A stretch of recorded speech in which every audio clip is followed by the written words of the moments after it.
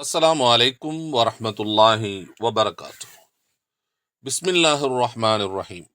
கண்ணியத்திற்குரிய ஆலிம்களே, முஸ்தலஹுல் ஹதீஸ் என்ற நூலின் பாடங்களை தொடராக நாம் பார்த்து வருகிறோம். இதற்கு முந்தைய பாடத்தில் ஹதீசுல் லஈஃப் என்றால் என்ன, அதனுடைய விளக்கம் என்ன, ஒரு செய்தி எப்பொழுது ஹதீசுல் லஈஃபாக ஆக்கப்படும் என்பது பற்றி ஷேக் இப்னு உஸைமீன் ரஹ்மத்துல்லாஹி அவர்கள் தங்களது இந்த கிதாபிலே சொல்லியிருக்கக்கூடிய விளக்கத்தையும் அதற்கான உதாரணங்களையும் பார்த்தோம். அதோடு ஷேக் அவர்கள் ஒரு சில கிதாபுகளை சுட்டி காமித்து, இந்த கிதாபுகளில் இந்த அறிஞர்கள் மட்டுமே ஒரு சில ஹதீஸுகளை பதிவு செய்திருந்தால், வேறு எந்த தொடரும் அந்த ஹதீஸ் என்ன செய்யலை, வரலை, வேற எந்த கிதாபிலும் பதிவு செய்யப்படலை அப்படிங்கிற ஒரு நிலைமை இருந்தால் அந்த ஹதீஸுகளை எல்லாம் நீங்கள் தஈஃப்னு எடுத்துக்கோங்க. ஏனென்றால் அவர்கள் அப்படித்தான் பதிவு செய்திருக்கிறார்கள் என்று ஒரு சில பிரசித்தி பெற்ற, அதாவது வரலாற்று துறைகளிலும் சரி, அஸ்மாஉ ரிஜால் சம்பந்தமான விஷயங்களிலும் சரி, பிரசித்தி பெற்ற ஒரு சில அறிஞர்களை சுட்டி காமித்து, அவர்கள் எழுதியிருக்கக்கூடிய ஒரு சில நூல்களையும் சுட்டி காமித்து, இந்த நூல்களில் இவர்கள் மட்டுமே தனியாக இன்ஃபிராதாக ஒரு சில ஹதீஸ்களை பதிவு செய்திருந்தால் அந்த ஹதீஸ் லைஃபாக தான் இருக்கும் அப்படிங்கிறதுக்குள்ள அடையாளங்களையும் நமக்கு என்ன செஞ்சிருந்தாங்கன்னா சுட்டி காமித்திருந்தார்கள். அந்த விளக்கத்தை நாம் நேற்றைய பாடத்திலே பார்த்தோம்.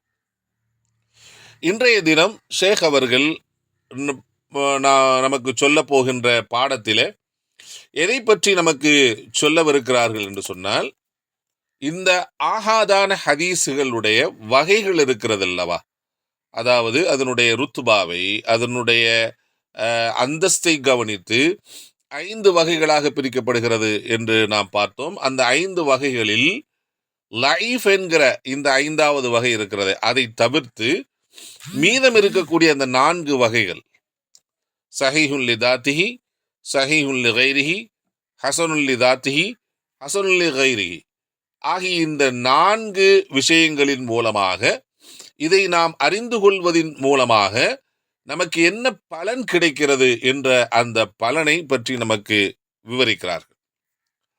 அடுத்ததாக அதுல 2 பலன்களை என்ன செய்யறாங்க சொல்லி காட்டுகிறார்கள். அடுத்ததாக அது என்ன பலன் என்பதை இன்ஷா அல்லாஹ் நம்ம என்ன செய்யலாம் பார்க்கலாம். அடுத்ததாக என்ன செய்யறாங்க அப்படின்னா, இந்த ஹதீஸுல் லஈஃப் இருக்கா இல்லையா, இந்த லஈஃபான ஹதீஸை கொண்டு நாம் எப்படி செயலாற்றுவது என்பது பற்றிய விவரங்களை நாம் என்ன செய்யறாங்கன்னா நமக்கு சில வழிமுறைகளை சொல்லி காட்டுகிறார். லைஃபான ஹதீஸினுடைய விஷயத்துல நம்முடைய நடைமுறை எப்படி இருக்கணும், அதுலேயும் எந்த லைஃபான ஹதீஸை நாம் எடுத்துக்கொள்ள வேண்டும். லைஃப்லேயே என்ஜபிர் இருக்கிறது, லா என்ஜபிர் என்று இருக்கிறது. ஷேக் இமாம் இப்னு ஸலாஹ் ரஹ்மத்துல்லாஹி அவர்கள் அப்படித்தான் சொல்லி காமித்திருக்கிறார்கள். ஒரு சில லைஃபுகள் சரி செய்யப்படும், ஒரு சில லைஃபுகள் சரி செய்யவே படமாட்டாது. அந்த தரத்தில் இருக்கக்கூடியது 100 அறிவிப்புகளின் மூலமா வந்தாலும் கியாமத் நாள் வரைக்கும் அந்த லைஃப்ங்கிற இடத்த விட்டு என்ன செய்ய முடியாதுன்னா போகாது அப்படின்னு நமக்கு சொல்லியிருக்காங்க. அது எந்த மாதிரி லைஃபு, அந்த அறிவிப்பாளருடைய தொடரில் கதாப் என்பதாகவோ அல்லது முத்தஹிம் பில் கிதுப் என்பதாகவோ மத்ரூக் என்பதாகவோ அறிஞர்களால் இனம் காட்டப்பட்டிருக்கக்கூடிய அறிவிப்பாளர்கள் வந்திருந்தால் அது என்ன செய்யாது, கியாமத் நாள் வரைக்கும் 100 அறிவிப்புகள் தொடரில் வந்திருந்தாலும் அது சரி செய்ய முடியாது, லைஃப் தான் அப்படின்னு சொல்லியிருக்கிறாங்க. ஸோ அந்த விஷயங்களை எல்லாம் பேஸில் வச்சு ஷேக் அவர்கள் என்ன செய்கிறாங்கன்னா, எந்த லைஃபான ஹதீஸுகளை நாம் கவனத்தில் கொள்ளலாம், அவ்வாறு லைஃபான ஹதீஸுகளை கவனத்தில் கொள்ளுகின்ற போது அதை கொண்டு நாம் செயலாற்றுதல் என்பது எப்படி இருக்கணும் என்பது சம்பந்தமான வழிமுறைகளை என்ன செய்கிறாங்கன்னா இன்னைக்கு நாம் பார்க்கவிருக்கக்கூடிய பாடத்திலே சொல்லி காட்டுகிறார்கள். ஸோ அதைத்தான் இன்ஷா அல்லாஹ் நாம் என்ன செய்ய போகிறோம், இன்னைக்கு பார்க்கவிருக்கிறோம். முதலாவதாக ஹதீஸுல் ஆஹாதில் அதனுடைய அந்தஸ்துகளை கவனித்து பிரிக்கப்பட்ட அந்த 5 வகைகளில் 4 வகைகள் இருக்கிறதல்லவா, அந்த வகைகளை நாம் அறிவதின் மூலமாக நமக்கு கிடைக்கக்கூடிய பலன் என்ன என்பதை பற்றி என்ன செய்கிறாங்க நமக்கு சொல்லி காட்டுகிறார்கள். என்னது என்று சொன்னால், துஃபீது அஹ்பாருல் ஆஹாதி சிவல் லஈஃப், லஈஃப் அல்லாத ஆகாதான ஹதீஸ்களின் மூலம் அந்த செய்திகள் நமக்கு பலனை கொடுக்கும். என்ன பலனை கொடுக்கும் அப்படின்னு சொன்னா, அவ்வலன் முதலாவதாக அல்லன் என்று சொன்னால், இந்த லன் என்பதற்கு நிறைய கருத்துக்கள் இருக்கலாம். இந்த இடத்துல என்ன அப்படின்னு சொன்னா, லன் என்கிற வார்த்தையை எதுக்கு சொல்றோங்கிறது பின்னாடி என்ன செய்யறாங்க, விலைக்கு சொல்லுகிறார். ஒரு நம்பிக்கையை நமக்கு கொடுக்கிறது, ஒரு செய்தியை பற்றி உரித்தான நம்பிக்கையை நமக்கு கொடுக்கிறது.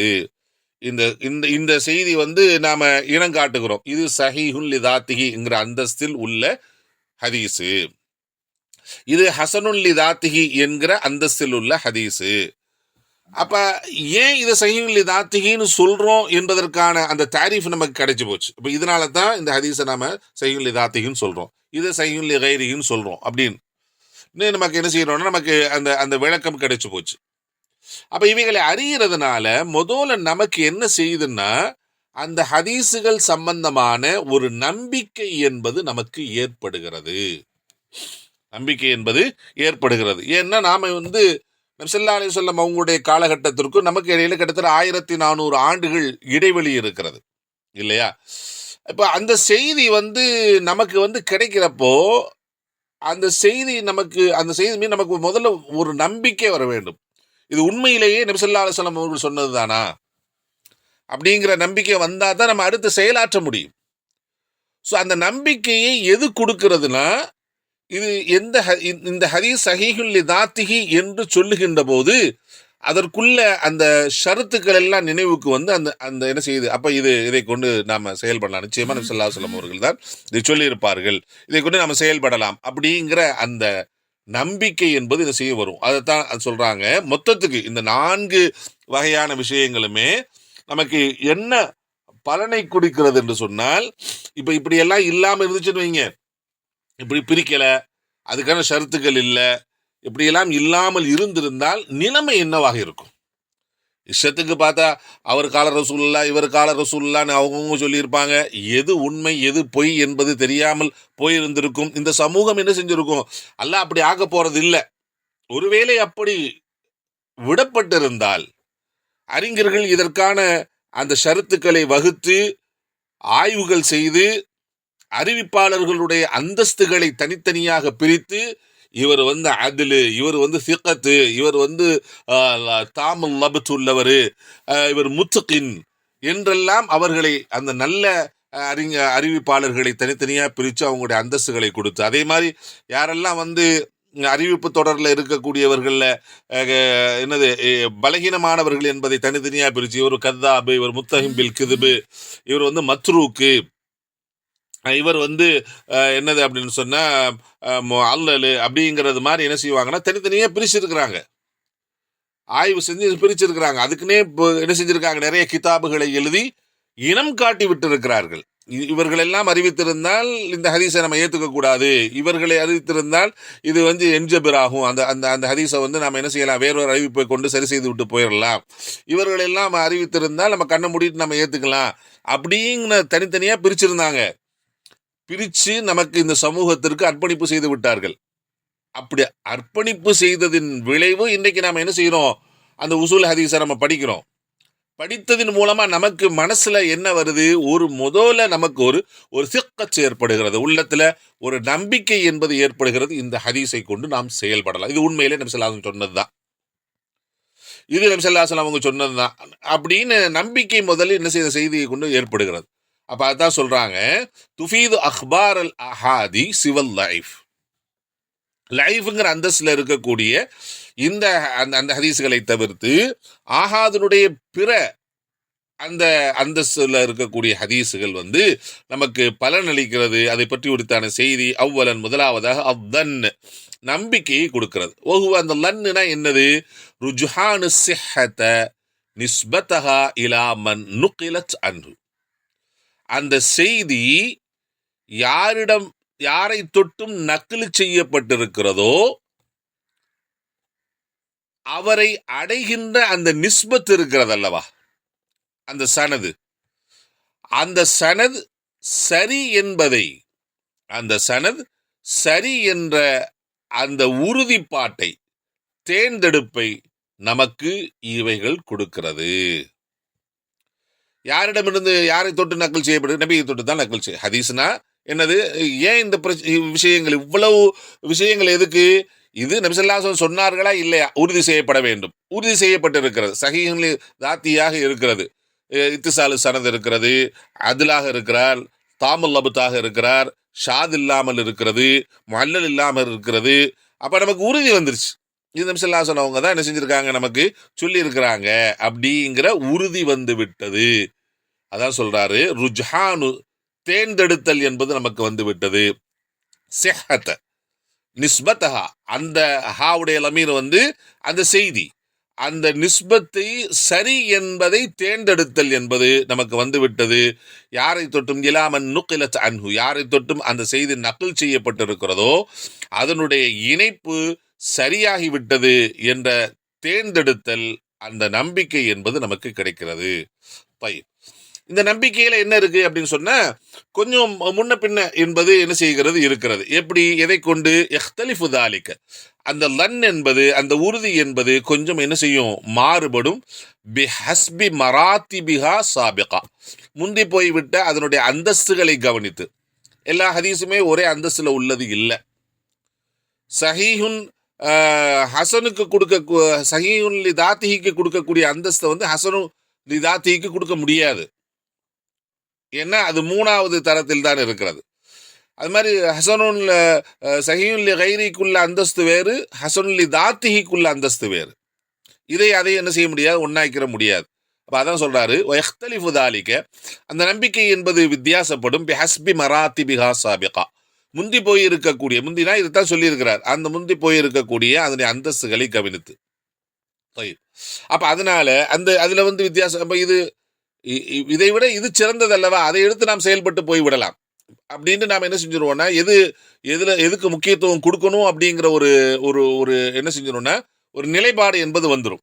ஒரே விஷயம் ஹசனுல் கைரிஹிங்கிற ஒரு ஹதீஸ்ல வந்திருக்கிறது, ஹசனுல் தாத்திஹி என்கிற ஒரு இதுல வந்து ஒரு செய்தி வந்திருக்கிறது. இப்ப நாம் எதை கொண்டு செயல்படுவது என்று முக்கிய ஒரு பிரச்சனை வந்துச்சுன்னா, நாம் எது சொல்லுவோம், சஹீஹுல் தாத்தி எடுத்து செயல்பட்டு போங்க, ஏன் அதே உறுதிமிக்கதாக இருக்கிறது அல்லவா, ஏன் இதை போட்டு நாம யோசிச்சுட்டு இருக்கணும் அப்படிங்கிற அந்த விஷயத்தை, அந்த உறுதிப்பாடுடைய விஷயத்துல என்ன செய்யணும்னா இஹ்தலிஃப் வரும்.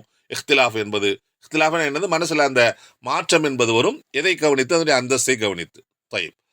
இது ஒன்று. இன்னொன்னு என்ன அப்படின்னு சொன்னா, ஒருப துஃபீதுல் இல்ம், இன்னொன்னு நமக்கு அறிவு என்பதை பலனளிக்கிறது.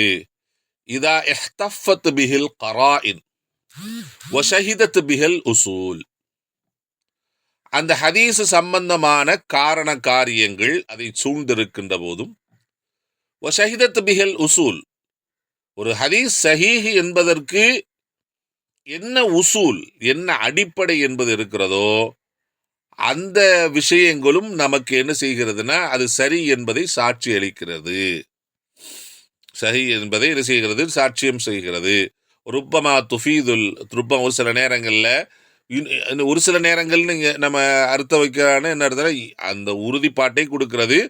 அந்த உறுதிப்பாட்டு கொடுக்கக்கூடியது எந்த அடிப்படையில்? ருப்பமா துஃபீதுல் இல்ம, அறிவுபூர்வமான அந்த அடிப்படையை நமக்கு என்ன செய்கிறது, பலனாக கொடுக்கிறது. எப்ப? இதஹ்தஃபத் பிஹில் கராயின், அந்த ஹதீஸ் சம்பந்தமான காரண காரியங்கள் அதை சூழ்ந்திருக்கின்ற போதும், வஷஹிதத் பிஹில் உசூல், இந்த உசூல் ஹதீஸினுடைய அந்த அதனுடைய ஷரத்துக்கள் அதற்கு சாட்சியாக இருக்கின்ற பொழுது. இதையே நம்ம சஹீஹுல் தாத்திஹின்னு சொல்றோம். எப்பா இதுல 5 நிபந்தனையும் கரெக்டா இருக்கு, அதனால இது சஹீஹுல் தாத்திஹி. இதையே ஹசனுல் தாத்திஹின்னு சொல்றோம், 5 நிபந்தனை இருக்கு, ஆனா அதுல ஒரே ஒரு விஷயம் என்னன்னா, அதுல வரக்கூடிய ராவி அதுலா இருக்கிறாரு, ஆனா ஹிஃபுல் லபத்தாக இருக்கிறார், மரணத்திறமையில் குறைவுள்ளவராக இருக்கிறார். அப்ப அது மாதிரி இன்னொரு அறிவிப்பு வந்துருச்சுன்னா அது சஹீஹுல் கைரிக்கு போயிடுது. அப்ப என்ன, ஷஹீதத் பிஹில் உசூல், இது சஹீஹ், இது ஹசன், இது ஹசனுல் கைரி, இது லஈஃப் என்று எதுதான் சாட்சி சொல்லணும்னா, ஏற்படுத்தி வச்சிருக்கக்கூடிய உசூல்கள் தான் என்ன செய்யும், சாட்சி சொல்லும். அவ்வாறான அந்த இல்மையும் நமக்கு கொடுக்கிறது. ஒரு ஹதீஸ் துறையில நான் கண்ணை மூடிட்டு இது ஏன் சஹீஹ்னு சொல்றோம், இதே லைஃப்னு சொல்கிறோம் அப்படின்னு கேட்குறப்ப எனக்கு பதில் சொல்ல தெரியாமல் இருக்கக்கூடாது. அதில் எனக்கு ஒரு உறுதிப்பாடும் இருக்கணும், அது சம்பந்தமான அறிவையும் எனக்கு என்ன செய்யணும், கிடைச்சிருக்க வேண்டும். அந்த ரெண்டுமே நமக்கு என்ன செய்யுது, கிடைக்கின்றது. எதன் மூலமாக? இவைகளை அறிந்து கொள்வதின் மூலமாக. இப்ப உண்மையிலேயே நம்ம யோசிச்சு பார்த்தோம்னா நமக்கு என்ன செய்யும் அப்படின்னா, இந்த உசூல் ஹதீஸை நம்ம படிக்கிறதுக்கு முன்னாடி எது சஹி எது லைஃப், ஏன் சஹின்னு சொல்றாங்க, ஏன் லைஃப்னு சொல்றாங்க அப்படிங்கிற விஷயத்துல ஒரு சின்ன ஒரு தடுமாற்றம் இருந்திருக்கலாம். இதுக்கு முன்னாடி நம்ம உசூல் ஹதீஸை படிக்காம இருந்திருந்தோம்னா.